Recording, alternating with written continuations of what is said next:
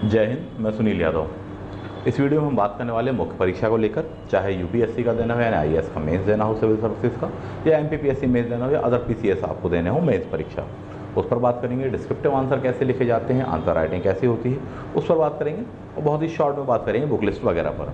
ये video focus होने वाला है विशेषकर पेपर 1 पर, यानी हिस्ट्री वाला जो सेक्शन होता है उस पर बात करेंगे हम सबसे पहले। यदि समय मिला तो पेपर 5 जो कहलाता है एमपीपीएससी का, जिसे हिंदी कहा जाता है, उस पर भी बात कर लेंगे, देख लेंगे। नहीं मिला समय तो इशू नहीं है, वो फिर किसी अन्य वीडियो में उस पर हम बात करेंगे। सबसे पहले हम आ जाते हैं कि हिस्ट्री वाले सेक्शंस पर। देखिए, हिस्ट्री के लिए ancient history, medieval history, modern history, NCERT, these are best.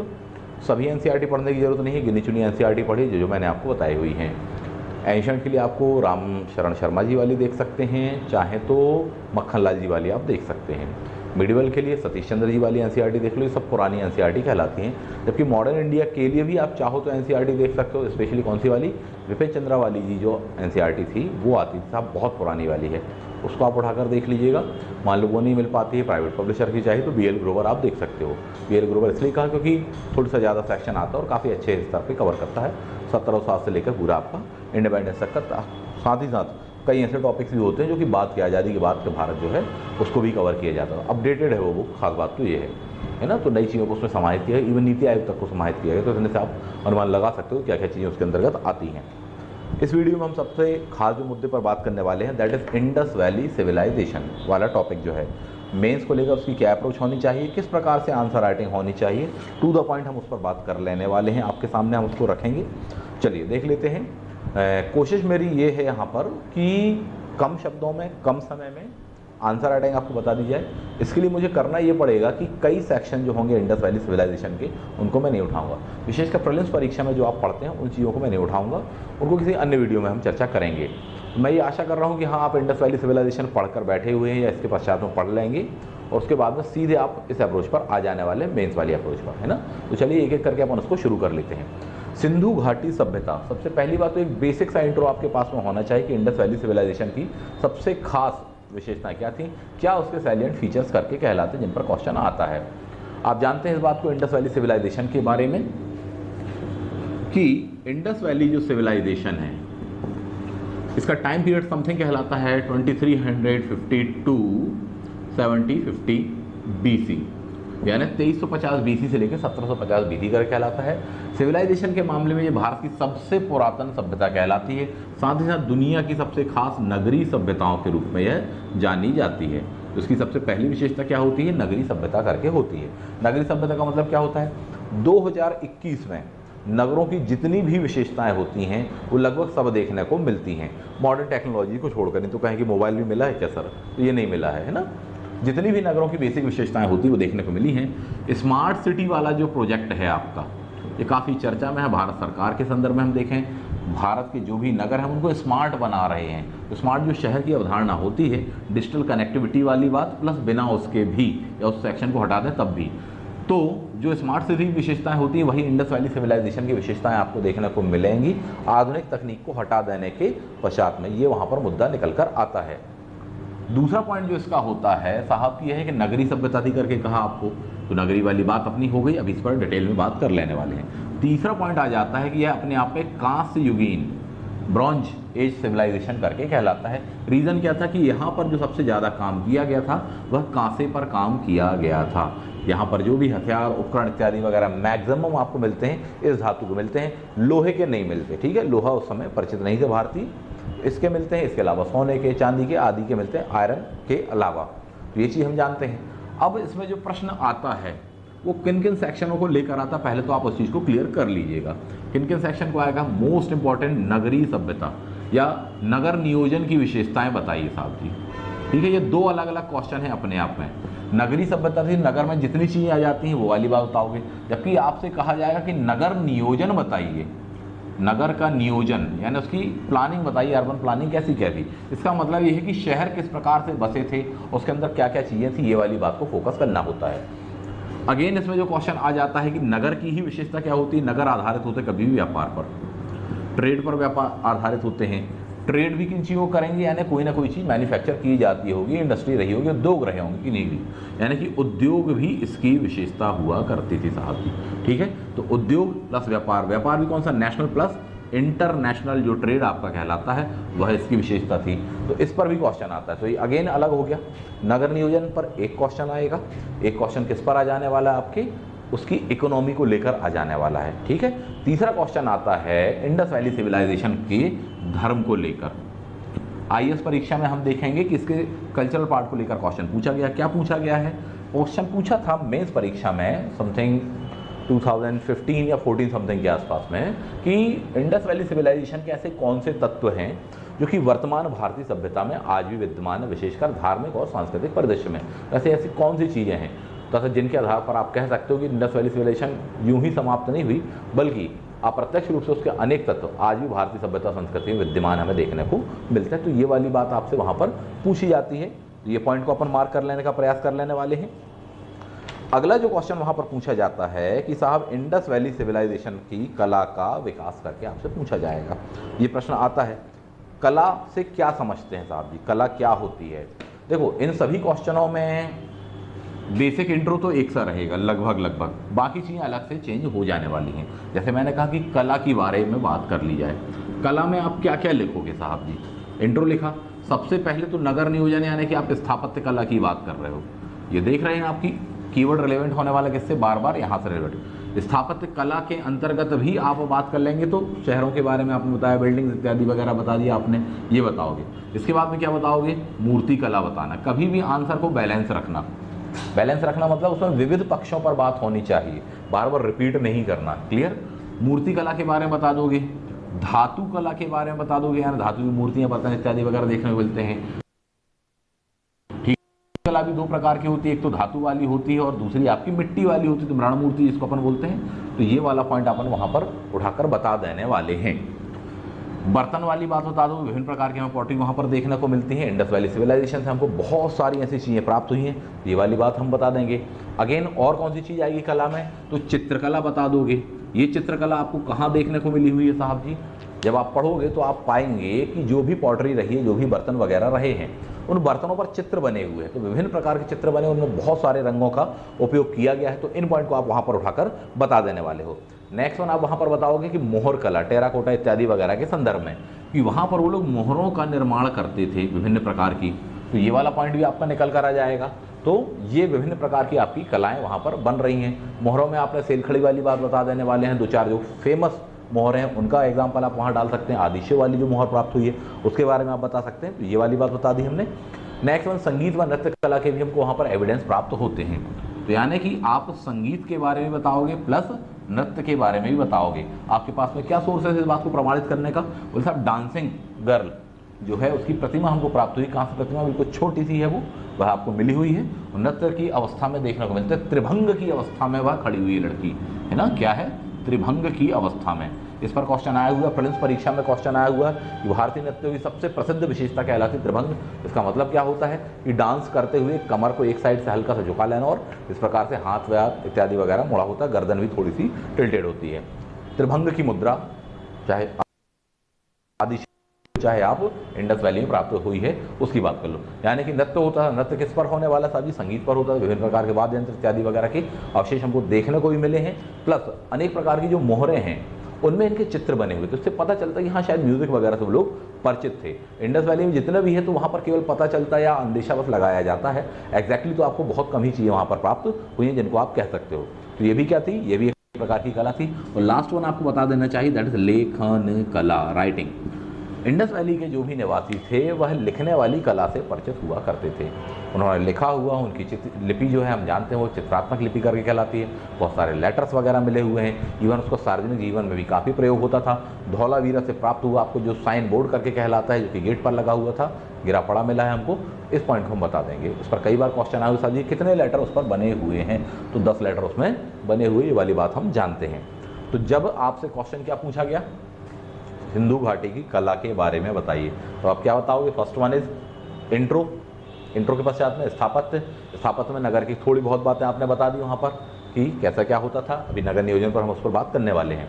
मूर्तिकला बता दो, मूर्तिकला में भी दोनों होने वाली, मिट्टी की कला होने वाली प्लस धातु की, यानी दोनों की मूर्तियाँ बनती थी, ये वाली बात बता दोगे। अगेन इसके बाद में धातु कला और अलग से बताओगे। धातु कला में और अलग क्या बताओगे, मूर्तियाँ बस नहीं बनती थी, बर्तन भी बनते थे, हथियार भी बनते थे, रथों के पहियों को भी उन्होंने बनाने का उपयोग किया है। इसका मतलब है कि धातु के विविध प्रकार के उपकरण जो भी हमें वहाँ पर प्राप्त हुए हैं उनकी जानकारी मिलती है। प्लस उसके बाद में सबसे इंपॉर्टेंट होता है धातु में साहब आभूषण, इससे वो लोग परिचित थे, स्त्री और पुरुष दोनों ही पहनते थे, तो ये वाला पॉइंट आपको वहाँ पर बताना चाहिए। नेक्स्ट वन, बर्तन वाली बात हमने बता दी वहाँ पर स्पेशली। चित्रकला, बर्तन में भी दोनों वाली बात अपन ने कह दी है ना, ठीक है, तो ये पॉइंट ध्यान रखना, मिट्टी और धातु इत्यादि के। नेक्स्ट वन, चित्रकला। चित्रकला आपको कहाँ से मिली हुई, तो जो मोहरें वगैरह हैं प्लस जो बर्तन है उन पर ही चित्र बने हुए, तो इससे पता चलता है वो पेंटिंग से परिचित है, जो कि उनकी पेंटिंग एक बहुत ही विकासात्मक अवस्था को दर्शाता है। एग्जैक्टली क्या पुटअप करोगे वो अभी अपन बाद में बात करेंगे, पहले एक ड्राफ्टिंग तो कर लो कि एक डाइवर्सिफाइड पूरा का पूरा जो आपका आंसर होता है वह तो समाहित हो जाए, सबसे पहली चीज़ तो ये वाला पॉइंट बताया। फिर क्या बता दोगे, उनकी विभिन्न प्रकार की मोहरें बता दोगे, 4 से तो आपको याद ही होंगी, वो बता देना, आदिश्य वाली मोहर वगैरह बता देना साहब जी। ये पॉइंट होगा कि हाँ एक योगी की आकृति बनी हुई है, सिर पर एक मुकुट धारण करे, त्रिशूल टाइप के लगता है साहब जी, उसमें देखने में बहुत सारे लोग बैठे हुए हैं, जानवर वगैरह उसके अगल बगल में बने हुए हैं, तो ये वाली मोहर से आप काफ़ी परिचित, बहुत ही फेमस करके कहलाती है। एनसीईआरटी पढ़ोगे तो उसमें देखने को आपको मिल जाने वाली है। संगीत प्लस नृत्य वाली बात बताई कि डांसिंग गर्ल वाली बात ये बताएंगे, इसका मतलब संगीत तो होता ही होगा। संगीत में भी आपको बहुत से वाद्य यंत्रों के इमेजेस वगैरह कहना चाहिए या उसकी आकृतियाँ वगैरह मोहरों में देखने को मिली हैं, इससे परिचय मिलता है हमें उनकी संगीत तथा नृत्य कला के बारे में। और उसके बाद में क्या बता दोगे, लेखन कला। इसके अलावा भी और भी कुछ कलाएं थी, लेकिन जब आपको 200 वर्ड्स में आंसर लिखना है बेटा, इतने ही को समाहित कर लो, ये बड़ी बात है। ड्राफ्ट क्लियर हुआ एक बार में। पढ़ना कहाँ से है, एनसीईआरटी में से पढ़ना है या फिर आपको हमारे नोट्स में से पढ़ना है जो हम दे रहे हैं आपको, या जो आपने परचेज करे हैं नोट्स उसमें से पढ़ना है। ड्राफ्टिंग ये बनेगी। अब इसको आ जाओ, इसको इम्प्लीमेंटेशन वे देख लो इस चीज़ खातर। इंडस वैली के बारे में आपसे क्या पूछा गया है कि साहब इंडस वैली की कला के बारे में बताइए, ठीक, ये क्वेश्चन पूछा है। सीधा सा इंट्रो पर आप आ जाना साहब कि इंडस वैली सिविलाइजेशन भारत की पहली नगरीय सभ्यता कहलाती है तथा नगरों की विशेषताएं कलात्मक रूप से परिपक्वता होती है तथा यह परिपक्वता हमें इंडस वैली में विशेष रूप से देखने को मिलती है तथा कला के अनेक ऐसे तत्व हैं जो तब से लेकर आज तक भारतीय सभ्यता तथा संस्कृति में विद्यमान हैं, जिनके कुछ प्रमुख उदाहरण कलात्मक रूप से या उनकी कलाओं के कुछ प्रमुख हिस्सों को हम निम्न रूप में देख सकते हैं, समझ सकते हैं, या उसका विवरण निम्नलिखित है। समझ में आई बात? हमने जितनी बात कही इतने में इंट्रो बनेगा और सीधे आप to the point main body वाले क्वेश्चन पर आ जाने वाले हैं कि साहब ये चीज़ कह रहे हैं अपन। क्लियर? उसके बाद में सीधा सीधा उठाकर क्या बता दोगे? सबसे पहले तो स्थापत्य कला वगैरह बता दो, बिल्डिंग ये सब बता दिया। उसके पश्चात में क्या बताया आपने? मूर्ति कला के बारे में, मूर्ति कला में ये पॉइंट बता दिया आपने। देन आप आ गए धातुओं पर, आ गए धातुओं में विभिन्न प्रकार के बर्तन, आभूषण इत्यादि वगैरह बताया। बर्तनों पर भी अपन ने बात कर ही ली है, चित्रकला पर बात कर ली है, एविडेंस जो मैंने आपको था वो समझाया। उसको लिखना है, समझाना भी नहीं है ज़्यादा, आप सिंप्लीफाइड लैंग्वेज में इसको लिख भी दोगे विथ एविडेंस, आपको इसका अच्छा नंबर मिलेगा साहब।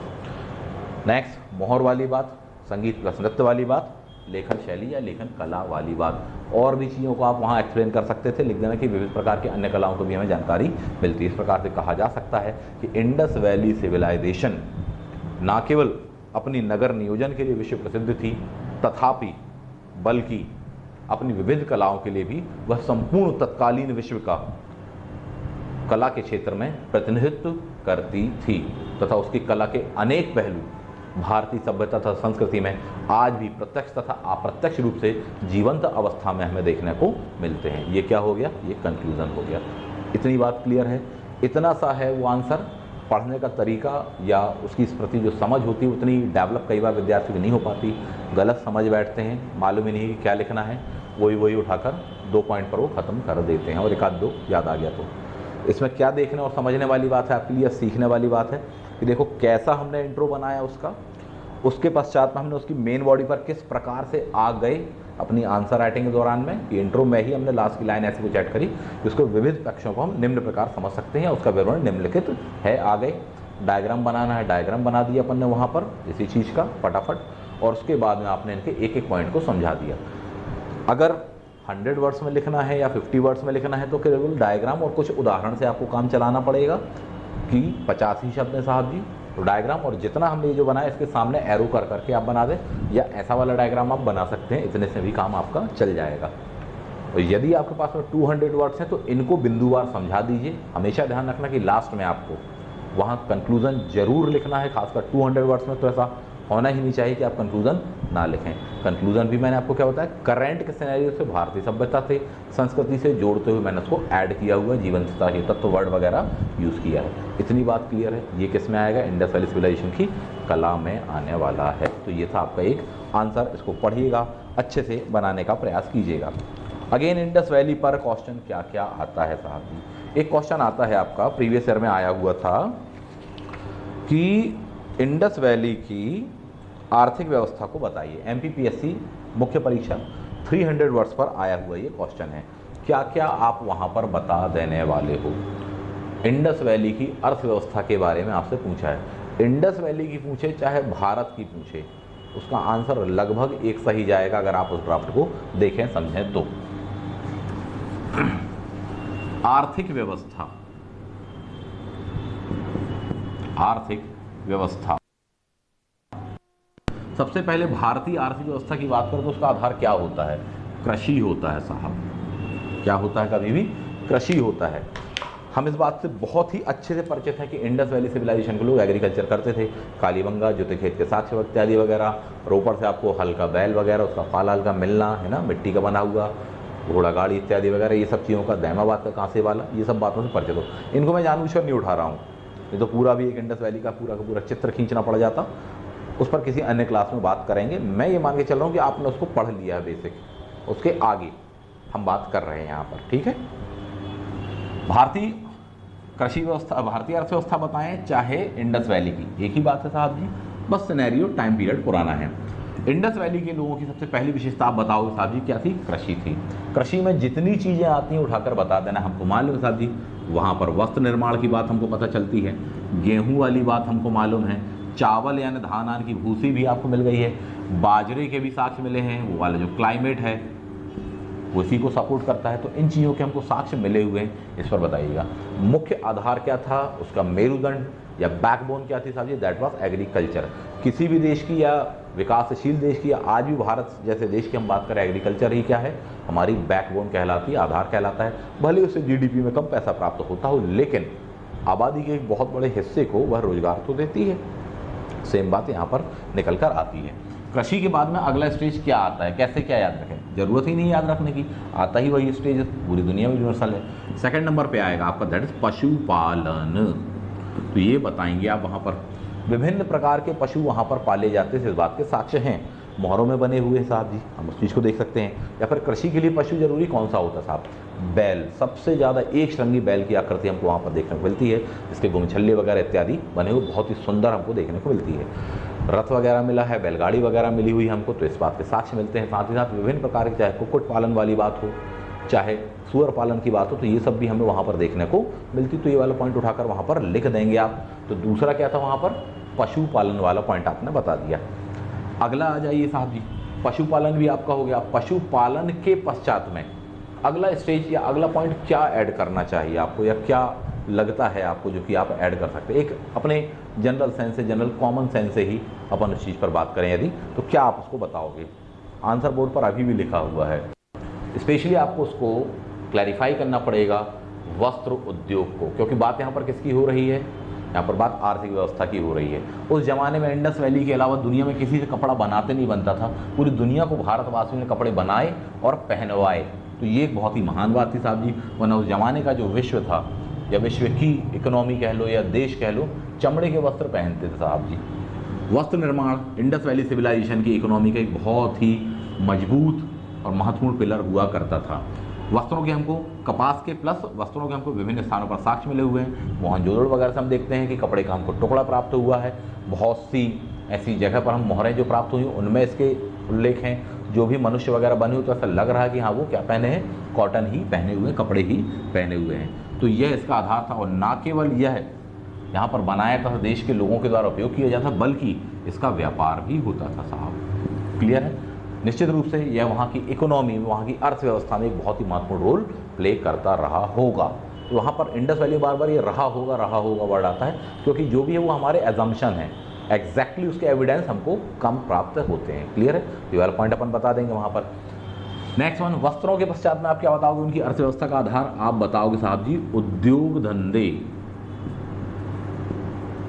यहाँ पर आप बताओगे क्या, उद्योग धंधे, विभिन्न प्रकार वहाँ पर कार्य होता था साहब जी। कौन कौन से, धातु उद्योग बताओगे, धातु में भी आप क्या बताओगे, आभूषण वाली बात, याद करो अब भी बताया हुआ है आभूषण, अगेन बर्तन वाली बात, अगेन अस्त्र शस्त्र वाली बात, ये वाला पॉइंट आप वहाँ पर उठाकर बता देने वाले हैं कि हाँ ये चीज़ें वहाँ पर हुआ करती थी। तो ये क्या था, उद्योग हुआ करते थे। केवल धातु बस नहीं बताना, वहाँ पर और डाइवर्सिफाइड होना चाहिए उद्योग। और किन किन चीज़ों के होते थे, रत्न वगैरह मिले, इसका मतलब कि रत्नों का उद्योग था। मनके वगैरह मिले, ये हमको मालूम चलता है साहब जी कि इसका भी उद्योग हुआ करता रहा होगा। एग्रीकल्चर वाला जो फॉर्मेट था वो भी वस्तुएं बेची खरीदी जाती रही होंगी। दुनिया भर को हम यहाँ से निर्यात करते थे, एग्रीकल्चर प्रोडक्ट्स या उसके संबंधित जो भी गुड्स हैं वो तक हम निर्यात करते थे। कई जगह पर तो साहब आपको शहद तक प्राप्त हुआ है। इससे भी यह अनुमान लगाया जाता है कि हाँ भारतवासी इससे परिचित थे और इसको भी उठाकर दुनिया के देशों में निर्यात करते थे। इसका मतलब है कि विभिन्न प्रकार के उद्योग धंधे यहाँ पर आपके हुआ करते थे। इतने पॉइंट को लिखना, कम कम बता रहा हूँ, हो सकता है किसी को लगे, लेकिन दो बातें ध्यान रखना। पहली बात तो 200 वर्ड्स के अंदर में पूरी बातों को समाहित करना, वो एक अपने आप में चुनौती, क्योंकि आप जानते बहुत कुछ हो लेकिन लिखना कम है। वहाँ पर आपको बिल्कुल शॉर्टिफाइड करके वहाँ पर लिखना रहता है, वो ये वे होता है। दूसरा पॉइंट ध्यान रखना क्या, डाइवर्सिफाइड होना चाहिए आंसर, ये विविधता होनी चाहिए। और तीसरा पॉइंट क्या ध्यान रखना है, उसमें क्रमबद्धता आपकी होनी अवश्य ही चाहिए। तो ये क्या है, आपसे आर्थिक व्यवस्था पूछी है, MPPSC परीक्षा में पूछा गया 2000 वर्ड्स का क्वेश्चन है। इसी को अपन थोड़ी सा डायग्राम के सामने प्रस्तुत कर देंगे और डिटेल कर देंगे, 300 वर्ड्स हो जाएगा।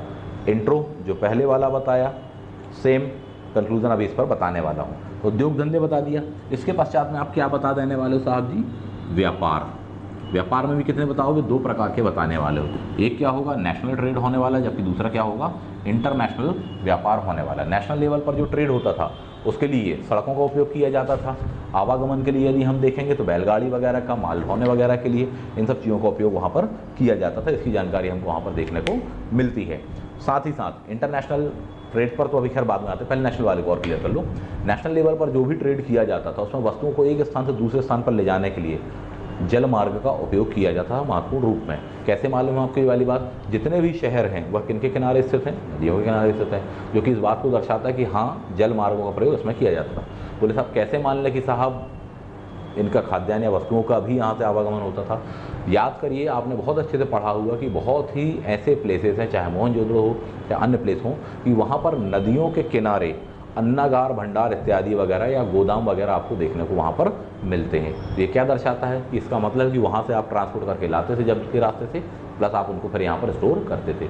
इसका मतलब बहुत क्रिस्टल क्लियर ही है कि व्यापार वहाँ पर नेशनल लेवल पर वस्तुओं को लाने ले जाने इत्यादि के लिए जल मार्गों का ज़्यादा उपयोग किया जाता था, क्योंकि सस्ता, सुलभ और एक सही बेहतर परिवहन का माध्यम वो कहलाता है साहब जी। ये खासकर उस जमाने की टेक्नोलॉजी के संदर्भ में हम देखें तो ये वाली व्यापार वाली बात अपन कौन से अभी केवल नेशनल वाला बताया है। नेशनल लेवल पर जितनी भी ये जो वस्तुएं बताई इनका भी व्यापार होता था।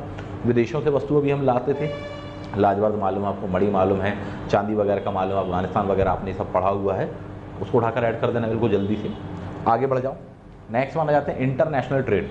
जितनी वस्तुएं देश भर में बनाई जाती थी उनका विदेश व्यापार किया जाता था। कैसे कैसे मालूम, 3-4 बंदरगाह के नाम आप वहाँ पर लिख देना। सबसे पहला तो लोथल जरूर बताना चाहिए आपको, तब लोथल एक इंटरनेशनल ट्रेड सेंटर करके कहलाता था। गोदीवाड़ा मिला है, विदेशों की आई कई वस्तुएं मिली हुई हैं साहब। इवन इंडस वैली की जो समकालीन सभ्यता की वहाँ की भी कई चीज़ें, लिपियाँ वहाँ की मोहरें तक हमको मिली हैं, जो कि दर्शाता है कि विदेशियों से संपर्क हुआ करता था। लोथल बता देंगे, सुतकांगे डोर बता देने वाले हैं आप साहब जी। तो ये कैसे इंटरनेशनल पोर्ट हुआ करते थे, ठीक है। मोहनजोदड़ो के बारे में भी यदि बात करें तो नदी के मार्ग से वह आपका इंटरनेशनल वे में या समंदर से जुड़ा हुआ ही था। ये वाला पॉइंट अपन वहाँ पर बता देंगे। सोत का कोह वगैरह आप उठाकर बता सकते हैं। तो ये वाले पॉइंट बताते हैं कि हाँ इंटरनेशनल ट्रेड के कुछ खास प्लेसेस हुआ करते थे। विदेशों की अनेक वस्तुएं हैं क्योंकि इंडस वैली सिविलाइजेशन के अंदरूनी जो शहर हैं, कोस्टल एरिया से लगे नहीं है बल्कि इंटरनल जो एरियाज हैं वहाँ तक में हमको देखने को मिलती है, जो कि दर्शाता है कि इंटरनेशनल लेवल पर ट्रेड हुआ करता था। विदेशों से भी हम बहुत सी वस्तुएं लाते थे, वाली बात कह दी हमने, वह भी इंटरनेशनल ट्रेड में आएगा। भारत सबसे ज़्यादा क्या निर्यात करता था दुनिया के अन्य देशों को, और उसकी समकालीन उस जमाने की सभ्यता क्या क्या थी। मेलुहा वाली बात ध्यान रखना, सुमेरिया वाली बात ध्यान रखना साहब जी, क्रीट वाली सभ्यता की ध्यान रखना, ये उसकी समकालीन सभ्यता कहलाती है। एक आध दो नाम जो आपको याद आ जाए वो उठा के सीधा फटाफट लिख देना, बिल्कुल जल्दी जल्दी, ठीक है। उनका बताओगे। और वहाँ पर क्या क्या बेचते थे, तो सबसे पहली बात तो कपड़ा, वस्त्र निर्माण इनका सबसे खास उद्योग था। दूसरा था खाद्यान्न था। इंडस वैली में भरपूर प्रोडक्शन होता था साहब जी, डेल्टाई एरिया के किनारे है, नदियों के बेसन के किनारे होने वाला है, अच्छा एग्रीकल्चर यहाँ पर होता था। इससे ये भी हमको पता चलता कि हाँ, इनका ट्रांसपोर्ट करके इंटरनेशनल लेवल पर ट्रेड किया जाता था। तो ये पॉइंट हमने बता दिया। इसके अलावा आपको पशुपालन वाली बात ऐड करनी है तो अपन ने वो ऐड कर दिए साहब जी। दुनिया भर के पशु जितने भी आप पशुपालन के रूप में जानते हो, चाहे मुर्गी पालन वाली बात हो, यानी जैसे आप कुक्कुट भी बोलते हैं, चाहे सुअर पालन वाली बात हो, चाहे बैल वगैरह की बात करो जो कि एग्रीकल्चर, वो सब पॉइंट आपको लिखना है। ये चीज़ें क्या थी, उसके इकोनॉमी का आधार थी। ये हो गया, इंट्रो बन गया, कंक्लूजन लिख दो। ठीक, कंक्लूजन क्या लिखोगे कि उपर्युक्त के आधार पर हम कह सकते हैं कि सिंधु घाटी सभ्यता की अर्थव्यवस्था काफ़ी मजबूत थी, जो कि न केवल राष्ट्रीय स्तर के व्यापार, कृषि, पशुपालन इत्यादि से संबंधित थी, बल्कि अंतर्राष्ट्रीय व्यापार से भी उसे व्यापक मात्रा में लाभ होता था। उसके अनेक एविडेंस हमको मिलते हैं, चाहे उसके बंदरगाह वगैरह हो, चाहे विविध प्रकार की वस्तुएं हमें दुनिया के क्षेत्रों की या उसकी समकालीन सभ्यताओं की यहाँ प्राप्त होती हैं, जो कि दर्शाता है कि साहब यह एक बहुत ही परिपक्व सभ्यता थी इकोनॉमिक मामलों में। साथ ही साथ इस बात को ऐड कर देना वहाँ पर कि किसी भी नगरीय सभ्यता की विशेषताएं उसके व्यापार तथा अंतर्राष्ट्रीय व्यापार ही होता है। यदि वह ना हो तो नगरीय सभ्यता अधिक समय तक नगरों में नहीं रहती, बल्कि ग्रामीण सभ्यताओं में कन्वर्ट हो जाती हैं। सिंधु घाटी सभ्यता का इतना लंबा टाइम पीरियड देखने को हमको मिलता है, जो कि दर्शाता है कि इसने एक बहुत लंबे समय तक अंतर्राष्ट्रीय व्यापार में अपनी एक बहुत ही महत्वपूर्ण भूमिका निभाई।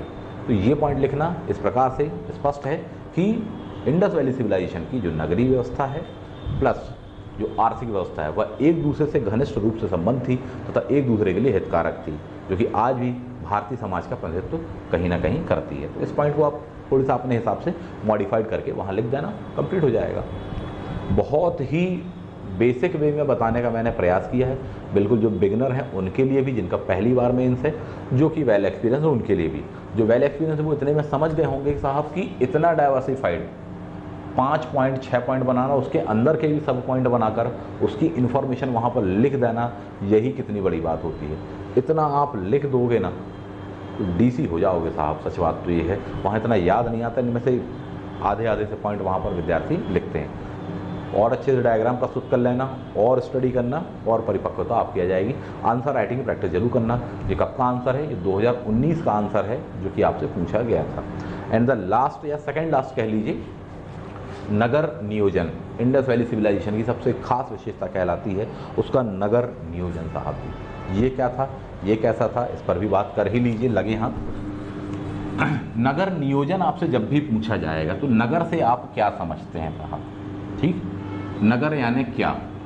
नगर यानी एक ऐसा स्थान होता है जहाँ की आबादी खुद ही कृषि नहीं करती है साहब। क्लियर? पहला पॉइंट। क्वेश्चन क्या होते? 2 होते हैं। सिंधु घाटी सभ्यता की एक नगरीय सभ्यता थी, उस नगरीय सभ्यता की विशेषताएं बताइए, ये एक अलग क्वेश्चन होगा, इसका आंसर अलग होगा। जबकि एक और क्वेश्चन होता है नगर नियोजन, तो ये बिल्कुल अलग। दोनों अलग अलग कैसे हैं, इस बात को समझ लो। नगरीय सभ्यता थी, यह कैसे पता चलता है? इन बातों से। ठीक, इकोनॉमी का आधार ये होगा, सांस्कृतिक आधार यह होने वाला है साहब जी।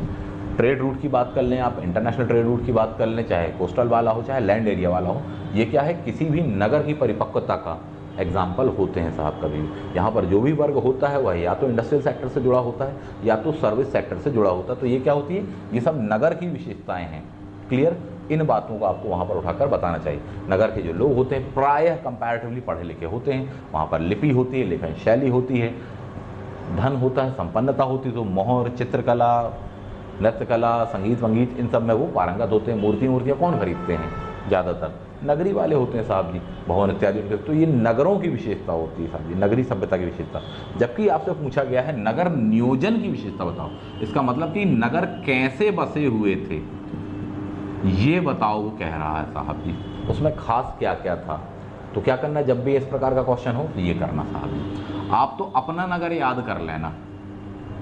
देखो इसमें रट्टा मारने वाला कुछ भी नहीं बता रहा हूँ, मैं आपको समझा रहा हूँ, समझने की चीज़ है ये, और उस समझ के आधार पे आपको उत्तर लिखना है, एक अच्छा उत्तर लिखना है साहब। देखो आप तो अपना नगर याद करना, आपके नगर में क्या क्या चीज़ें होती साहब जी, है ना। अच्छे वाले जो भी नगर होते हैं, जो भी आपने देखे हुए हैं, आप तो उनको याद कर लेंगे। हाँ, कभी हम दिल्ली गए हैं, कभी हम चंडीगढ़ गए, कभी हम मुंबई गए हुए हैं, या अपना आपका ही कोई नया शहर बसा, बोले हम तो रायपुर वाले, हम तो भोपाल वाले।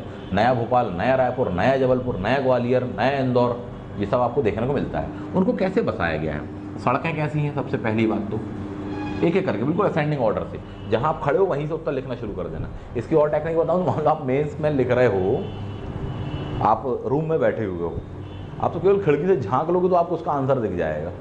जहाँ एग्जामिनेशन सेंटर है कि खिड़की से आप देख लो, अच्छा यहाँ तो सड़कें हैं, ट्रैफिक है साहब जी, सड़कों के किनारे के खंभे वगैरह लगे हुए हैं, लाइट इत्यादि वगैरह की व्यवस्था, उसके बगल में नालियाँ बनी हुई हैं, ये आपका आंसर दिख रहा है। देखो कैसे। नगर नियोजन की बात हमने कही, अच्छा था कोई भी नगर याद कर लो, उसको बता दो। सड़कें कैसी होती हैं प्राय अब नए नगरों में? सीधी सीधी होती है। इसको क्या कहा जाता है? इसको कहा जाता है ग्रिड पैटर्न करके कहा जाता है। क्लियर। इंट्रो क्या बनेगा? इंट्रो वही वाला बनेगा जो पहले वाला बताया, या अपने हिसाब से बना लेना। चलो बता देता हूँ पहले। इंट्रो क्या लिखेंगे अपन? नगर नियोजन की विशेषताएं बताइए। सिंधु घाटी सभ्यता एक नगरीकृत सभ्यता थी तथा यह संपूर्ण विश्व में अपने नगर नियोजन के लिए न केवल विख्यात थी बल्कि तत्कालीन समय से लेकर आज तक अनेक विद्वानों के लिए यह एक आश्चर्य का विषय भी रही है। यह भारत के लिए बड़े ही गर्व की बात है कि ऐसी सभ्यता का प्रारंभ संपूर्ण विश्व में से केवल और केवल भारत में हुआ तथा इसकी इतनी अधिक उत्कृष्ट विशेषताएं हमें यहाँ देखने को मिलती हैं जो सर्वत्र विश्व में देख पाना बहुत ही मुश्किल या असंभव ही प्रतीत होती हैं, जो कि दर्शाता है कि नगर नियोजन के मामले में इंडस वैली सिविलाइजेशन अपने समय से काफ़ी आगे थी साहब जी। जो तत्कालीन ब्रिटेन के शहर हों चाहे फ्रांस के शहर हों, उनको भी मात प्रदान करती है। इस सभ्यता की कुछ प्रमुख विशेषताएं निम्नलिखित थीं। अपन आ गए मेन बॉडी पर। बात क्लियर हुई। जो मैंने इंट्रो कहा उसमें कम से कम मैंने 5-7 लाइनें ऐड करी हैं, आप उसको देख लेना, अपने हिसाब से उसको कंप्रेस कर लेना, कंपैक्ट कर लेना, 3-4 लाइन पे आप बना लेना। 200 वर्ड्स का आपको आंसर लिखना है, 3-4 लाइन आपकी चलती है, इंट्रो में चल जाएगा। क्लियर। अब उसकी विशेषता बताएंगे। तो सबसे पहली विशेषता क्या हुआ करे साहब जी? सड़कें। सड़कें किस पैटर्न पर बताई जाती हैं आपको? आपके नगर की ग्रिड पैटर्न पर होती हैं। सड़कें बिल्कुल सीधी होती हैं तथा एक दूसरे को समकोण पर काटती हैं। तो यानी समकोण वाला पॉइंट लिखना है आपको, इस पर काटती हैं साहब जी। सड़कें जो होती हैं, मुख्य गलियाँ होंगी अलग, जबकि मेन रोड जो होने वाली है वह अलग होने वाली है। यह भी आपको मिली है जिसको राजपथ करके कहा गया है। प्राय जितने भी बड़े शहर वहाँ पर हमको देखने को मिलते हैं, वहाँ ये जानकारी मिलती है कि साहब ये जो गलियाँ हैं या जो सड़कें हैं, ये जाकर एक किसी मुख्य रोड पर मिलती हैं। तो ये वाला पॉइंट आपने बताया। सबसे पहली बात करूँ सड़क। सड़क के बाद में आपको बगल में क्या मिलती है? नालियाँ। यानी कि यहाँ पर नालियों की व्यवस्था उत्तम थी, बहुत ही उत्कृष्ट व्यवस्था थी। यानी वाटर ड्रेनेज सिस्टम का लेकर उन्होंने काफ़ी ध्यान रखा हुआ था। जल निकासी की व्यवस्था हमको उत्कृष्ट देखने को मिलती है। नालियाँ कैसी थी? गलियों की नालियाँ छोटी होने वाली हैं तथा यही छोटी नालियाँ सड़कों के बगल में जो बड़े बड़े नाले बने होते उसमें जाकर ये मिलती थी साहब जी। तो छोटी नालियाँ जाकर उसमें मिल जाती थी। इनके बीच में क्या बने हैं? चैम्बर्स बने हुए हैं, होल्स वगैरह बने हुए, ताकि यदि नाली जाम वगैरह हो जाए, ये चौक वगैरह हो जाए, तो उसको साफ़ करने के लिए एक वैकल्पिक व्यवस्था बनाई गई थी। कचरे को निकाल दिया जाता वहाँ से ताकि पानी बाकायदा बहता रह जाए साहब जी। तो ऐसी व्यवस्था देखने को मिलती जो कि दर्शाता है वो काफ़ी दूरदर्शी सभ्यता थी साहब जी। काफ़ी दूरदर्शी लोग थे और उनकी इस प्रकार की साफ़ सफाई स्वच्छता व्यवस्था दर्शाती साहब कि भारत में उस सभ्यता में भी सैनिटेशन को लेकर, स्वच्छता को लेकर कितना अधिक महत्व दिया जाता था। ये वाला पॉइंट हम बता देंगे। नेक्स्ट वन, नालियों वाली बात हो गई, सड़कों वाली बात हो गई। सड़कों में ही ध्यान रखना एक पैटर्न और भी होता है, ऑक्सफोर्ड सर्किल। ये क्या होता है? ऑक्सफोर्ड सर्किल कि शहर की सभी सड़कें एक खास गोल चौराहे पर आकर मिलती हैं साहब जी। अलग अलग क्षेत्रों में इसको अलग अलग कहा जाता है। दिल्ली में इसको कनॉट प्लेस कहा जाता है, जबलपुर शहर में गोल बाजार करके कहा जाता है, और भी कई ऐसे नाम देखने को आपको मिलेंगे। तो यह भी हमको वहाँ पर देखने को मिलता है। विशेष बात यह है कि 18वीं 19वीं शताब्दी से ही यह व्यवस्था हमको यूरोप में देखने को मिलती है। उसके पहले वहाँ पर भी नहीं थी। यानी ब्रिटेन की जो भी शहर हो चाहे फ्रांस के जो भी शहर जो अपने आप को बड़ा ऊंचा, बड़ा उत्कृष्ट और नगरीय नियोजन के लिए वर्ल्ड क्लास बताते हैं, वहाँ पर भी ये व्यवस्था उस जमाने तक नहीं थी। यानी 18th-19th सेंचुरी तक नहीं थी, जो कि हमारे यहाँ आज से 4500 साल पहले से थी। क्योंकि दर्शाता है भारतीय इंजीनियरिंग व्यवस्था, कलात्मक व्यवस्था तथा एक सकारात्मक एक बेहतरीन सोच को दर्शाता है। ये पॉइंट कुछ इस प्रकार से ऐड करके वहाँ पर लिख दीजिएगा साहब। सड़कें, ग्रिड, समकोण, राजपथ, ऑक्सफोर्ड सर्किल, 5 शब्द। नालियाँ, बड़े नाले, चैम्बर्स, साफ सफाई, स्वच्छता। अगेन सड़कों के किनारे कचरा होगा, कचरा जाएगा कहाँ पर साहब जी? नालियों में। यही वजह कि नालियाँ क्या ढकी हुई थी और कोई एक्सीडेंट वगैरह ना हो जाए उसके कारण भी क्या था? नालियाँ ढकी हुई हमको देखने को मिलती हैं साहब जी। ये उनकी और भी परिपक्वता को दर्शाता है। नगरों का नियोजन कुछ इस प्रकार से किया गया था कि अनेक शहरों में हमको देखने को मिलता है कि साहब हवा चलने पर स्वतः वहाँ पर झाड़ू लग जाती थी। ऐसी व्यवस्था देखने को मिलती है कि डस्ट पार्टिकल इत्यादि वगैरह हो तो हवा स्वतः ही उसको उठाकर आगे ले जाती थी और खुले मैदान में फिर वहाँ छोड़ देती थी, यह देखने को हमको वहाँ पर मिलती। तो ये बहुत बड़ी बात हुआ करती थी, यह भी उनकी नगर नियोजन को दर्शाता है। इसके साथ ही सबसे आखिरी में क्या होता है, पहला पॉइंट ध्यान रखना और आखिरी का, सबसे आखिरी पॉइंट होता साहब जी शमशान। शमशानों को भी कुछ इस तरह से बसाया गया था कि वहाँ पर जब भी हवा चले तो वहाँ से कोई बदबू वगैरह शहरों की ओर या प्रदूषण इत्यादि वगैरह शहरों की ओर ना आए तथा वहाँ के नागरिकों, निवासियों इत्यादि को परेशानी ना हो। तो ये पॉइंट बताना। आगे बढ़ जाओ, इसके बाद में क्या बताने वाले हैं साहब, इसके बाद में आप बताने वाले हैं यहाँ पर कि घरों की बात। ठीक, जो भी घर बनाए गए थे तो विधिवत एक लाइन से ही बनाए गए थे, किसी प्रकार का हमको अतिक्रमण देखने को वहाँ नहीं मिलता। जो कि साथ ही यह भी दर्शाता है कि वहाँ पर कोई ना कोई एक यूनिफाइड बॉडी हुआ करती थी, अर्बन बॉडी हुआ करती थी, नगर निगम, नगर पालिका कुछ हुआ करती थी, जो कि इन सब नियमों का निर्माण करती था, इनको कठोरता से, कड़ाई से पालन करवाती थी। यह भी हमको वहाँ पर प्रतीत होता है साहब जी। यही वजह कि किसी प्रकार का इंक्रोचमेंट वहाँ पर हमको देखने को नहीं मिलता है। घर कैसे थे, बिल्कुल विधिवत बने हुए थे। शहरों को 2 से 3 अलग अलग हिस्सों में बांटा गया था, ऊंचा नगर, निचला नगर, निचला नगर आम आदमी, ऊपर वाले में रिच क्लासेस वगैरह, ये देखने को मिलती है। भवनों का निर्माण भी विधिवत किया गया था। भवनों के अंदर की विशेषता बता देना, भवन कैसे होते साहब जी। सबसे पहले घुसोगे घर में, क्या होगा, दरवाजा, दरवाजे मेन रोड की ओर नहीं खुलते थे, बल्कि कहाँ खुलते थे, गलियों की ओर खुलते थे। मेन रोड की ओर किसी प्रकार का रोशनदान नहीं होता था, जो कि बताता है किसी प्रकार का डस्ट पार्टिकल, धूल इत्यादि वगैरह अंदर की ओर ना जाए और साफ सफाई वगैरह को लेकर व्यवधान उत्पन्न ना हो। तो ये भी उनकी एक बहुत ही आगे की प्लानिंग को दर्शाता है साहब जी। नेक्स्ट वन, घरों में एक विधिवत भारतीय पैटर्न को फॉलो किया जाता था साहब जी। सीधे आप घर के अंदर दरवाजे से घुसेंगे भी तो मेन घर के अंदर नहीं घुस जाते थे, बल्कि बरामदा हुआ करता था। उसके बाद में आप अंदर की ओर जाएंगे तो बिल्कुल सेंटर पॉइंट पर एक आंगन हुआ करता था, जैसा पुरानी मूवीज़ वगैरह में देखा होगा कि बीचों बीच में घर में आंगन होता था, वहीं पर अपन तुलसी लगा लिए और पूरे घर के जो दरवाजे या जो कमरे होते थे वो उससे चारों ओर से कनेक्टेड हुआ करते थे। तो यह दर्शाता है इस बात को साहब जी कि विधिवत उनको बताया गया था। घरों के बारे में भी यदि आप बात करें, इनका निर्माण किससे हुआ था, सड़कों का निर्माण किससे हुआ था, नालियों का, सबका एक ही उत्तर है, दैट इज पकी हुई ईंटें साहब, पकी हुई ईंटें, जो कि दर्शाता है कि उनकी नगर नियोजन की प्लानिंग काफ़ी खास थी। ठीक, शहरों में भी क्या होता, नगर नियोजन की बात हम बात करें, पकी हुई ईंटें, इनको जोड़ने के लिए, इसके लिए जिप्सम इत्यादि वगैरह का उपयोग वहाँ पर किया गया था, जो कि इनको मजबूती प्रदान करता। आज तक तो इतने मजबूती से वहाँ पर कई बिल्डिंगें हमें देखने को मिल जाते, इतने बड़े बड़े स्ट्रक्चर हैं, जो कि उनके किस चीज़ को दर्शा रहा है, नगर के नियोजन को, ना सोच को। इवन उस चीज़ को प्लास्टर करने के लिए भी, यानी पुट्टी वगैरह करने के लिए भी उन्होंने जिप्सम आदि का उपयोग किया है, चूना मिट्टी, खड़िया मिट्टी इत्यादि वगैरह का उन्होंने उपयोग किया, जो कि उनके नगर नियोजन को भी दर्शाता है, घरों की सुंदरता, सजावट इत्यादि बातों को भी दर्शाता है। तो ये वाला अपन ने पॉइंट बता दिया, घरों वाली बात करी, दरवाजे कह दिए, खिड़की वाली बात करी, पकी हुई ईंटों का प्रयोग बता दिया, जिप्सम वाली बात आपने यहाँ पर ये बता दी है साहब जी। क्लियर है, ये नगरों वाली बात होगी। अब आप आ जाओ वापस, ये सड़क जब बता रहे थे या तो तभी बता रहे थे, पर बाद में याद आ जाए, सड़कों के लिए रात में यहाँ पर साहब जी स्ट्रीट लाइट लगाई गई। अब बिजली तो थी नहीं, क्या लगाते थे, लैंप हमको प्राप्त हुए हैं अनेक स्थानों पर, यानी कि वहाँ पर तेल भर दिया जाता था और मशाल या जो भी होता हो उसको जला दिया जाता था, ताकि वहाँ पर सड़कों पर क्या रहे, उजाला रहे। आज भी यही व्यवस्था कहाँ पर होती है, नगरों में यह होती है साहब।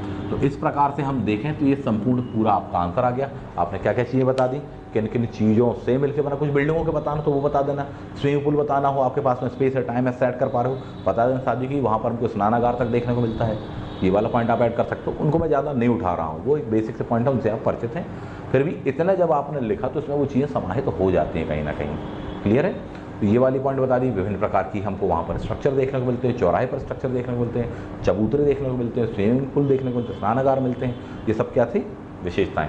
नगरों को भी जब बसाया गया तो साहब जी उद्योग धंधे वालों को अलग साइड में बसाया गया है, सिविलाइजेशन या सिविलियंस वाला उनको एक अलग वे में बसाया गया है, जो तथाकथित उच्च वर्ग कहा जाता है उनको एक अलग ऊंचे स्थान पर बताया गया। तो ये पूरे उनकी अर्बन प्लानिंग को दर्शाता है।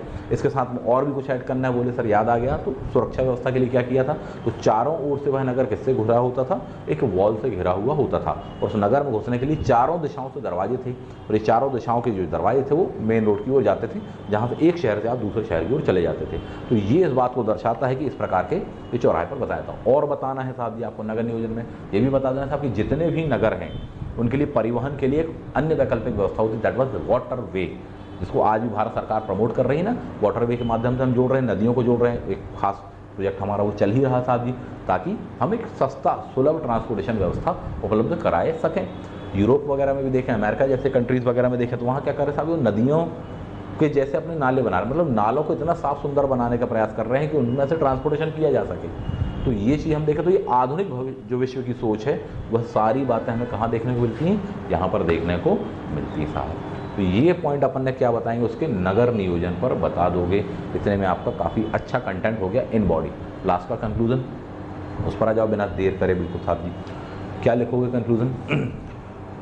सीधा सीधा अगर बोला जाए, तत्कालीन इंडस वैली सिविलाइजेशन में हमें आज के विश्व के जितने भी आधुनिकतम नगर हैं, चाहे भारत के हों चाहे विश्व के कहीं की बात करो, आप पेरिस की बात कर लो, आप इंग्लैंड लंदन की बात कर लो, आप सैन फ्रांसिस्को की बात करो, आप न्यूयॉर्क की बात करो, जो विशेषताएं वहाँ हैं उस सारी विशेषताएं को उस जमाने में इतने पुरानी सभ्यता में हमारे देश में देखने को वह मिलती हैं। चाहे सुंदरता की बात हो, चाहे परिवहन की बात हो, चाहे वेंटिलेशन की बात हो, चाहे मकानों की बात हो, चाहे उसको चलाने वाली एक पूरी यूनिफाइड बॉडी की बात हो, नगर निगम इत्यादि वगैरह की बात मैं कह रहा हूँ, ये सब हमको वहाँ देखने को मिलती है। इसी चीज़ को उठाकर आप लिखना कंक्लूजन और एक अच्छी एंडिंग वाले वर्ड से उसको समाप्त कर देना। क्या लिखोगे कि सिंधु घाटी सभ्यता में आज के जो आधुनिक नगर होते हैं, ना केवल उनकी समस्त विशेषताएं जैसे सुलभ परिवहन, जल परिवहन, पकी हुई ईंटें, बेहतरीन सड़कें, सीधी सड़कें आदि देखने को मिलती हैं, बल्कि इसके साथ ही साथ हमें इंडस वैली में आधुनिक नगरीय सभ्यताओं के ऐसे अनेक तत्व देखने को मिलते हैं जो कि संपूर्ण विश्व में व्यापक हैं और उनका आज भी उपयोग किया जा रहा है। ये सभ्यता के ये तत्व कहीं ना कहीं इस भारतीय सभ्यता से निकलकर ही विश्व की अन्य सभ्यताओं तक प्रत्यक्ष अप्रत्यक्ष रूप से पहुँचे हैं तथा इनका अनुगमन आज भी उनके द्वारा किया जा रहा है। साथ ही साथ भारत सरकार के द्वारा जो आधुनिक मिशन चलाया जा रहा है, स्मार्ट सिटी मिशन जिसको हम बोल रहे हैं, जिसके तहत 100 सिटीज़ को बनाना है, उनमें भी इस व्यवस्था की जो प्रमुख विशेषताएं हैं या इंडस वैली की जो प्रमुख विशेषताएं हैं उनको लेकर चलने का प्रयास किया जा रहा है तथा उसके अनुरूप ही उसे बेहतर से बेहतरतम बनाया जा रहा है। इस प्रकार से हम कह सकते हैं कि न केवल भारत के आधुनिक नगर अपितु विश्व के आधुनिक नगर भी इंडस वैली सिविलाइजेशन की नगर नियोजन के ऋणी हैं साहब। कुछ इस तरह से ऐड करना, लास्ट पंच लाइन एक बेहतरीन दिखेगा, अच्छा लगेगा। बात क्लियर है? 4 उत्तर हो गए। बेसिक चीज़ों पे बात नहीं कर रहा हूँ, फिर कह दूँ वो आप पढ़ेंगे, है ना? नहीं तो बोले सारे कुत्ते के साथ बिल्ली के साथ कहाँ पर मिले वो नहीं पढ़ाया आपने, हाथी दांत कहाँ मिला वो नहीं पढ़ाया, धान की भूसी का ढेर कहाँ मिला वो नहीं पढ़ाया, गोदीवाड़ा कहाँ मिला वो नहीं पढ़ाया आपने, लोथल किस नदी किनारे है, भोगवा नदी ये भी नहीं पढ़ाया आपने। तो ये सब पर नहीं, इसके आगे आंसर राइटिंग में 3 आंसर बता दिए, चौथा आंसर पर आप आ जाओ। एक क्वेश्चन आने की संभावना है कि इंडस वैली सिविलाइजेशन का विनाश, IAS में भी आया हुआ क्वेश्चन है और MPPSC में भी आ सकता है या अदर PCS वगैरह में भी आ सकता है। क्या बताओगे साहब जी? यदि हम इसके विनाश के बारे में बात कर लें, पतन चाहे उत्पन्न बनना चाहे नष्ट होना, दोनों को लेकर बड़ा कंट्राडिक्शन है विद्वानों में। कोई मानते हैं पतन हुआ था, कोई कहता है अरे कुछ नहीं हुआ था, ऐसा कुछ भी नहीं है साहब। कोई कहता क्रमिक हुआ था, कोई कहता नहीं एकदम से हो गया था। तो बहुत सारी बातें हैं विद्वानों में। क्या है मत, इसके पतन के या इसके समाप्त होने के अनेक संभावित कारणों पर हम विचार कर सकते हैं, जिनमें से कुछ या प्रमुख निम्नलिखित हैं। क्या क्या बताओगे? पहला बताओगे बाह्य आक्रमण, ठीक है। अब ये नहीं कहना कहीं कि सर ये वाला कारण तो सही नहीं है, बात के विद्वान ने इसको झुठला दिया, इसीलिए तो हम उसको पहले नंबर पर बता रहे हैं, क्योंकि हम इसी में बताएंगे कि साहब बाह्य आक्रमण की थ्योरी अनेक विद्वानों के द्वारा दी गई है, परंतु आधुनिक शोध जो है या जो रिसर्च है उससे यह बात सिद्ध हो चुकी है, ये वाली बात गलत है, लेकिन इसे भी एक संभावित कारणों में गिना जाता है। इसे तो मैं पहले बता रहा था कि इसको क्रॉस चेक करके अपन कैंसिल कर सकें। क्लियर है?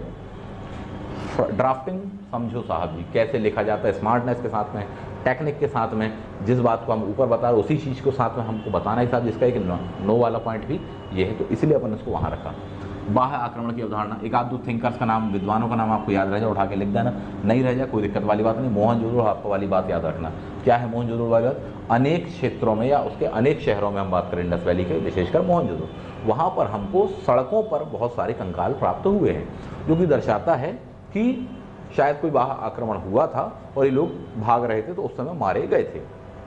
परंतु आधुनिक जो रिसर्च है उससे ये बात सिद्ध हो चुकी है, ये वाली बात पूरी तरह सही नहीं है। रीज़न, उसमें जिनके भी आपको स्केलेटन्स वगैरह मिले हैं, कंकाल वगैरह मिले हैं, वो सब एक ही प्रजाति के, इसलिए विद्वान तर्क देते हैं साहब यदि बाह्य आक्रमण हुआ होता तो कुछ यहाँ की प्रजाति के और कुछ वहाँ के भी मारे गए होते, परंतु वो जो भी मिले हैं वो सब एक ही फैमिली ट्री वाले नजर आते हैं। इस प्रकार से यह वाली बात गलत साबित हो जाती है, परंतु फिर भी कुछ विद्वान इस पर तर्क देते हैं। ऐसी बात कह के आप आगे बढ़ जाना। बात क्लियर है? तो ये वाला पॉइंट आप बताएंगे।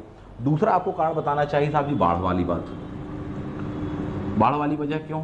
इंडस वैली की सबसे मेन नदी कहलाती दैट इज इंडस, तथा अनेक नदियों उससे आके कनेक्टेड हैं। जितने भी शहर वो नदियों के किनारे बसे हुए हैं साहब जी। ये वाला पॉइंट अपन बताएंगे। सिंधु नदी के कई क्षेत्रों पर हमको 21 मीटर ऊंचाई तक हमको रेत देखने को मिली है, जो कि दर्शाता है कि शायद बाढ़ वगैरह कुछ आई होगी, और नगर उसके किनारे ही थे तो शायद बाढ़ वगैरह में वो डूब गए होंगे। फिल्मों में भी बताया है, लेकिन वो उल्टे पुल्टा बताया, वो छोड़ो। बाढ़ वाली बात आप यहाँ पर बताएंगे तो शायद ऐसा माना जाता है कि इंडस वैली का विनाश क्या हुआ, इंडस नदी की बाढ़ के कारण हुआ। इस पर भी अनेक विद्वान तर्क देते हैं साहब, बता दिया अपन ने। आगे बढ़ जाओ साहब जी। कुछ विद्वान इसमें महामारी वाली बात कहते हैं, ठीक, कि शायद कोई ऐसी महामारी आई थी कोविड-19 टाइप की, जिससे वहाँ पर सभ्यता का विनाश हो गया और वो लोग शहर छोड़कर चले गए, ग्रामीण क्षेत्रों में इत्यादि वगैरह में जाकर वो बस गए। तो ये वाला पॉइंट आप बता देंगे।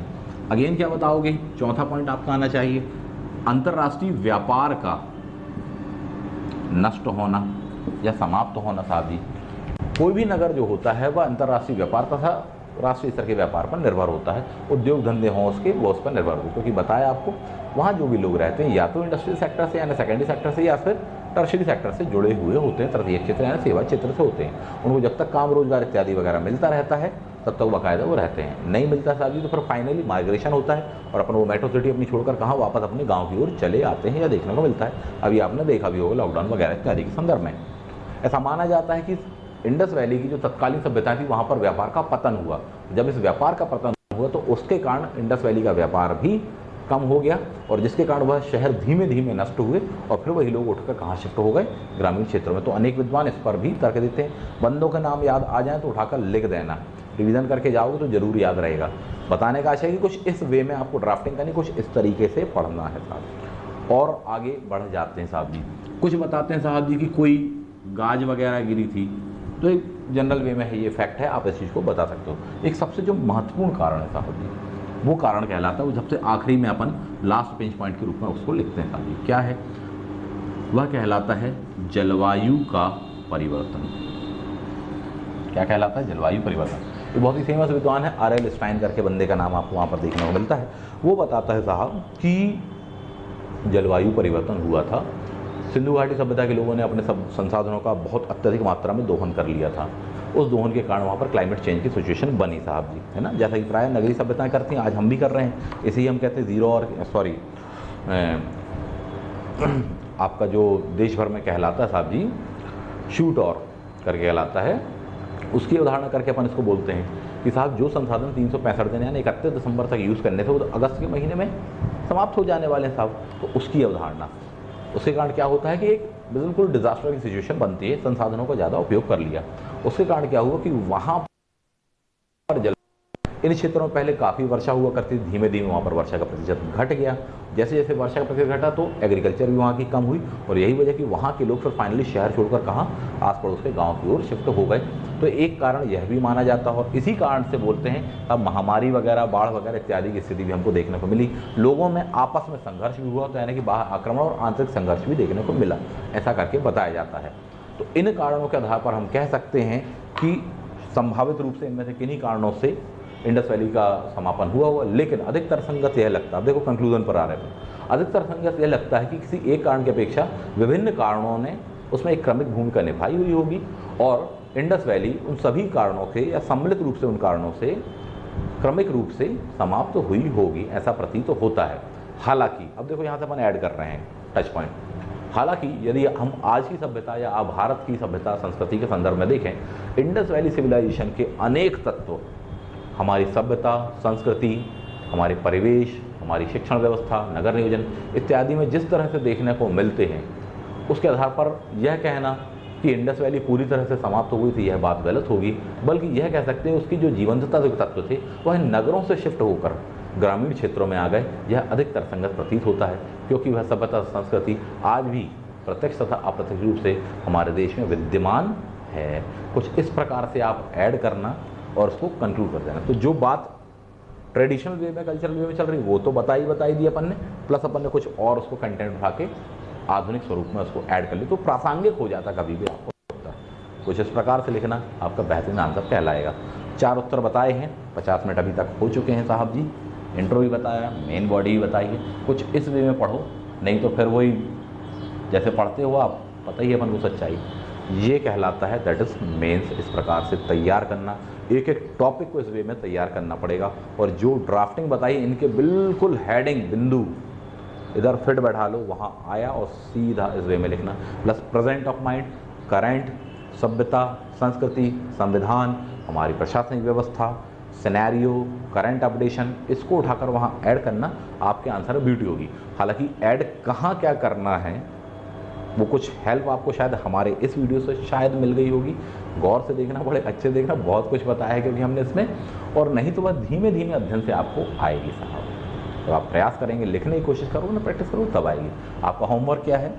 होमवर्क ये है कि ये 4 आंसर उठाकर 4 क्वेश्चन लीजिए। 4 जो बताया ना, पहला क्या बताया आपको कि इंडस वैली की इकोनॉमिक व्यवस्था बताई, ठीक। दूसरा क्या बताया आपको? नगर नियोजन बताया। तीसरा आपसे बताया क्या कि साहब कैसे क्या उसका पतन हुआ। और एक और क्वेश्चन आपको जो मैंने बताया, इन चारों को उठाकर लिखो। ये गत वर्षों में आए हुए क्वेश्चन, इनको लिखिए। एक 5वां नहीं बताया, बिल्कुल शॉर्ट में कंप्लीट कर दें। क्या था? यही आपका होमवर्क, क्लियर है? इसको लिखिएगा और फिर बताइएगा, मुझे एक्सपीरियंस अपना शेयर कीजिएगा। ये है मेंस की रणनीति, बिल्कुल जेन्युइन वाली साहब। जिसको सेलेक्ट होना है, जिनको अनुभव है, जिन्होंने मेंस दिए हैं, गंभीर विद्यार्थी, वो एक बार में समझ गए होंगे कि 50-52 मिनट में क्या बता दिया इनने, क्या क्या नहीं बता दिया, वो समझ गए होंगे इस बात को, ठीक है। 5वां क्वेश्चन, इंडस वैली के अनेक तत्व भारतीय सभ्यता संस्कृति में, विशेषकर कौन से वाले? धार्मिक, सामाजिक वाले, आज भी विद्यमान हो। इस कथन के संदर्भ में अपना मत दीजिए, टिप्पणी कीजिए, कमेंट कीजिए, डिस्क्राइब कीजिए, जो कुछ भी इसमें ऐड कर दिए। मेंस का क्वेश्चन आईएएस का क्या लिखोगे देखो। इंट्रो बनाया अपन ने, ठीक है। अब इसकी थीम को समझ लो, जो थीम को समझ गया ना वो आंसर बना देगा। जो कई बार बच्चे बोलते हैं सर समझ नहीं आ रहा, शुरू कहाँ से करें, पहली लाइन क्या लिख दें। तो मैं पहली लाइन आपको बता दूँ, बाकी तो उत्तर आपका ऑटोमेटिक हाथ यूं ही चलना शुरू हो जाएगा आपका। देखो गौर से सुनिएगा। यहाँ पर भी आपसे पूछ रहा धार्मिक और सांस्कृतिक संदर्भ में, वो विशेषकर पूछ रहा है। यानी कि इंडस वैली के धर्म के अनेक ऐसे तत्व है ना, धार्मिक व्यवस्था वगैरह के तत्व प्लस सांस्कृतिक तत्व, यानी सामाजिक जीवन के भी तत्व, ऐसे कौन कौन सी चीज़ें जो आज भी इंडिया में फॉलो की जा रही हैं साहब जी, उनके बारे में पूछ रहा है। आप देखें इंडस वैली के लोग किन किन की पूजा पाठ कर रहे थे, एग्जैक्टली तो कहीं नहीं मिला, लेकिन किसको महत्व देते थे उसी को पूछते थे। जैसे वृक्षों की वाली बात, कई जगह पर आपको वृक्ष की आकृति मोहर इत्यादि मिले, योगेश्वर की आकृति आपको मिली हुई है, ये मिलता है साहब जी। तो इनको वो पूछते साहब जी, पूजा पाठ कुछ ना कुछ तो वो करते थे, ऐसा पता चलता, किसकी करते थे नहीं मालूम, मंदिर वंदिर कुछ नहीं मिला, नहीं मालूम, ये बात सही है। वो तत्व हमें आज भी देखने को भारत में मिलते साहब जी, कि हम पूछते हैं वृक्षों को। मातृ देवी की पूजा वाली बात करो, माताओं के स्थान प्राप्त है हमारे आज भी धर्म संस्कृति में। हम देखेंगे साहब जी, देवियों को हम मानते साहब जी, विभिन्न संप्रदाय हों, हिंदू हों, मुस्लिम हिंदू हों, जैन हों, बौद्ध वगैरह हों, सब में किसी में तारा की अवधारणा है, किसी में माता पद्मावती की अवधारणा है, और हिंदुओं में तो साहब करोड़ों देवी देवता वाली बात है ही। वो तत्व हमें देखने को मिलते हैं। अगेन हम बात कर लें और भी ऐसे शिवलिंग वाली बात आप कह दो, वो तो वहाँ बहुत कुछ मिले हैं। आदिशिव वाली बात कही, शिवलिंग एग्जैक्टली आपको मिले हुए हैं, वो वाला पॉइंट उठा के ऐड कर देना। तो वो तत्व तब से लेके आज तक कंटिन्यू। अगेन हम बताएंगे जल की अवधारणा, जल यानी कि वहाँ पर किसी प्रकार का कोई धार्मिक अनुष्ठान किया जाता था, ग्रेट बात जिसके बारे में हम बात कर रहे हैं, उसको उस तत्कालीन विश्व का आश्चर्यजनक निर्माण करके कहा गया साहब जी। परिचित है आप इन सब कोटेशन से। जल की अवधारणा है, जल की महत्व, साफ सफाई की महत्वता, तब से लेकर आज तक पवित्रता का आधार हमारे देश में क्या कहलाता है? जल और अग्नि ही कहलाता। तो ये मिला है। अनेक स्थानों पर हमें वहाँ पर यज्ञ की वेदियाँ टाइप की भी मिली हुई हैं, है ना, बहुत कम मात्रा में लेकिन मिली हुई साहब। ये तत्व आज भी हैं। यानी धार्मिक जीवन के वे अनेक तत्व वहाँ से लेकर आज भी। सांस्कृतिक जीवन की बात करो, सांस्कृतिक यानी मनुष्य क्या करता था उस जमाने का और आज का मनुष्य क्या कर रहा है, इंडिया वाला ही। मनुष्य वस्त्रों की बात कर लें, आज भी तत्व कंटिन्यू है, तब भी हम बनाते थे और आज भी हम बना ही रहे हैं और दुनिया में जाने जाते हैं। आज भी तत्व भारत में है साहब, क्लियर। अगेन हम बात कर लें आभूषणों की, बात कर लीजिए आप, ठीक है। तो जितने भी आपके आभूषण हो जाने वाले हैं तब भी मिलते थे हमको, और आज भी आभूषण के मामले में भारत पूरी दुनिया में जाना जाता है। इवन ऐसे ऐसे कारीगर हमारे देश में मिलते हैं साहब कि जिनकी नकल मनुष्य तो क्या सुपर कंप्यूटर नहीं कर सकता साहब, 3D प्रिंटिंग से नहीं कर पा रहे हैं, वो चीज़ें मिलती हैं। वस्त्रों में कलर वाली बात कर, MS blue colour, MS Subbulakshmi ji वाला बराबर नहीं कर सकते साहब जी, अमेरिका वाले नहीं बना पाते जो इंडिया में बना कर देते अपन कांचीपुरम की साड़ियाँ वाला। तो समझिए इस चीज़ को। तो ये वो चीज़ें हैं तब से आज तक जारी हैं साहब। मनुष्य की मान्यताएं हम पारलौकिक जीवन में तब भी भरोसा करते, तब आज भी करते हैं, तब भी हमारे अनेक धार्मिक ऐसे विश्वास देखने को मिलते हैं साहब। शायद हम कई देवी देवताओं को मानते रहे होंगे या कई भगवानों को हम पूछते होंगे कि साहब जगह भगवान है। तो यह तत्व भारतीय सभ्यता संस्कृति में आज भी देखने को मिलता है। यदि और संस्कृति को क्लियरली देखना चाहते हो तो किसी भी संस्कृति का दर्पण होती है वहाँ की महिलाएँ, वहाँ की स्त्री, वहाँ की माताएँ, वहाँ की बहनें साहब जी। आप उसको देख सकते हैं, चाहे विवाह पद्धति की बात हो, चाहे सिंदूर वाली बात हो। सिंदूर आपको मिला हुआ है, नौशारों में मिला हुआ, आप इस बात से परिचित हैं। आज भी भारतीय सभ्यता संस्कृति का वही प्रतीक कहलाता है साथ ही। साड़ी की अवधारणा आप देख सकते हैं। तो ये चीज़ ऐसी बातें आ जाती हैं जो कि तब भी इन यूज़ थी, आज भी इन यूज़ हैं, और इनका महत्व भारत में सदैव बना रहेगा, जो कि दर्शाता है ये सभ्यता, संस्कृति, धार्मिक व्यवस्था, सांस्कृतिक व्यवस्था के वे तत्व हैं जो तब से लेकर आज तक रेगुलर वे में कंटिन्यू हैं। This is your answer. बेहतरीन सा कंक्लूजन लिख देना, आगे बढ़ जाना। इतना लिख दिए साहब जी, जो मैं आपसे बोल रहा हूँ 5 मिनट में आ गया कि नहीं आया वो, तो निश्चित रूप से आप 5 मिनट में उसको कॉपी में लिख सकते हो। और 5 मिनट में 200 शब्दों में जब लिखना हो तो बेटा यही लिखा जाता है। और आप अपने तरफ से थोड़ी बहुत पढ़ लेना, कुछ फैक्ट हो सकता है मैं भूल गया हूँ, ऐड कर देना साहब जी। कुछ इस प्रकार की ड्राफ्टिंग, कुछ इस प्रकार के कॉन्सेप्चुअल वे में लिखोगे तब आपको IAS मेंस में भी नंबर मिलेंगे और PCS मेंस में भी नंबर मिलेंगे, और नहीं तो फिर ट्रेडिशनल फॉर्मेट तो मालूम है आपको। तो ये मेरा कुछ अनुभव था, शायद आप सभी लोगों के लिए हेल्पफुल रहा हो। हेल्प मिली हो तो अवश्य बताइएगा, इस बारे में अपने विचार रखिएगा। मिलते हैं किसी अगले टॉपिक पर। इंडस वैली सिविलाइजेशन खत्म हो चुका है टॉपिक आपका। अगले टॉपिक पर हम किसी अन्य वीडियो पर किसी दिन या नेक्स्ट संडे को बात करने वाले हैं। थैंक यू, जय हिंद। अपना ध्यान रखिए, खूब मेहनत कीजिए, मन लगा के मेहनत कीजिए। मेहनत का कोई विकल्प नहीं है, कोई शॉर्टकट नहीं है। सिर्फ टेक्निकल जो चीज़ें हैं वो मैं आपको बता सकता हूँ, वो बता रहा हूँ, उस चीज़ को करिए। यदि क्लास आप ज्वाइन कर सकते हो तो सबसे बेस्ट वे, बिल्कुल यहाँ आ जाओ, पढ़ो बेटा, सुनो गौर से क्या बता रहे हैं, क्या समझा रहे हैं, नोट्स प्रोवाइड कर रहे हैं, उसको पढ़ो और फटाफट सीधे आगे निकलो साहब। सबसे आसान तरीके में बता रहा हूँ। इस बात पर मत जाना ऊपरी बाह्य आवरण पर, फोकसबाजी पर। अरे quality, voice quality, video quality, उतना बड़ा मार्केटिंग नहीं देखी हमने, ये सब फालतू बातें हैं। काम की चीज़ लगी कि नहीं लगी, आप तो सिर्फ ये देखना था।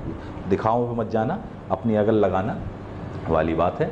बहुत बेहतरीन मेहनत करिए, अपना ध्यान रखिए, और आगे आपका एग्ज़ाम है नवंबर-दिसंबर में, बिल्कुल उसके लिए प्रिपेयर रहिए बहुत ही मजबूती से। आप सभी को बहुत सारी शुभकामनाएं, अपना ध्यान रखिए। थैंक यू, जय हिंद।